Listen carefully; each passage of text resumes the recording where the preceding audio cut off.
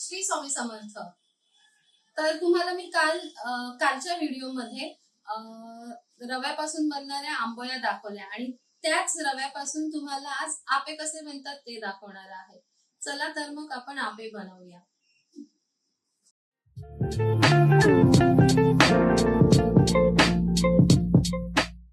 तर आधीच्या व्हिडिओत मी तुम्हाला रव्यापासून हे आंबोळीचं पीठ कसं तयार करतात ते दाखवलेलं आहे, रवा आणि उडदाची डाळ। आता त्या पिठापासून आपण आंबोळ्याही करू शकतो, आपेही करू शकतो आणि इडल्याही करू शकतो। खूप छान आणि सॉफ्ट होतात। आता मी तुम्हाला आपे दाखवते। हे मी गॅसवरती आप्याचं भांडे ठेवलंय, त्यात थोडं थोडं तेल घालते।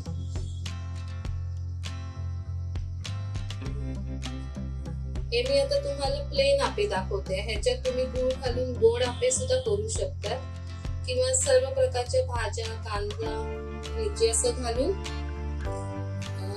मिक्स भाज्यांचेही आपे बनवू शकता। हे मी तुम्हाला साधे दाखवते।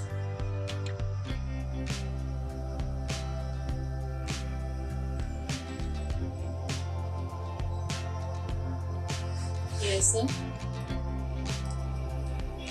सर्व साच्यामध्ये पीठ घालून घ्यायचं। गॅस तोपर्यंत बारीकच ठेवायचा, नाहीतर खाली करपते। हे माझं नॉनस्टिकचं भांड आहे, बिडं नाही। बिडं असेल तर अजून उत्तम, छान होतात ते चपात्या।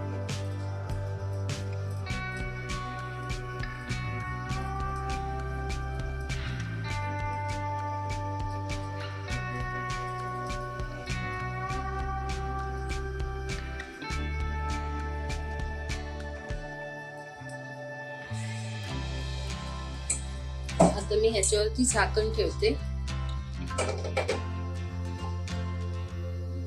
गॅस थोडा मोठा करून 5 मिनिटं शिजू देते। नंतर ते आपल्याला परतवायचे। एक साइड शेकली की दुसरी साइड शेकवायची। चल, हे बघा आपे आपले चांगले फुलले। आता ही एक साइड ना अशी चमच्याने परतून घ्यायची।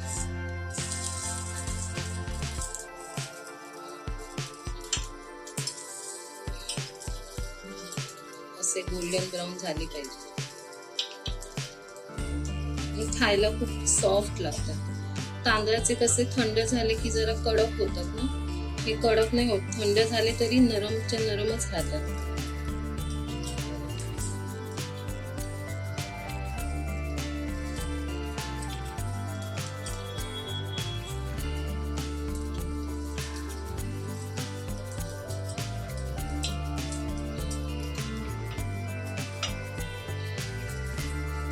आता दुसरी साइड पण शेकून घेते आणि मग प्लेट मध्ये काढून घेते। हे तुम्ही चटणी बरोबर किंवा नुसते चहा बरोबरही खाऊ शकता, छान लागतं।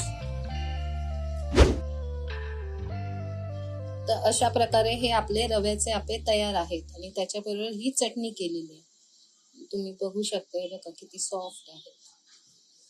मी तुम्हाला तोडून दाखवते। आतमधून पण छान शिजलेत आणि फुललेत खूप मस्त। तुम्ही करून बघा आणि या आता नाश्ता करायला।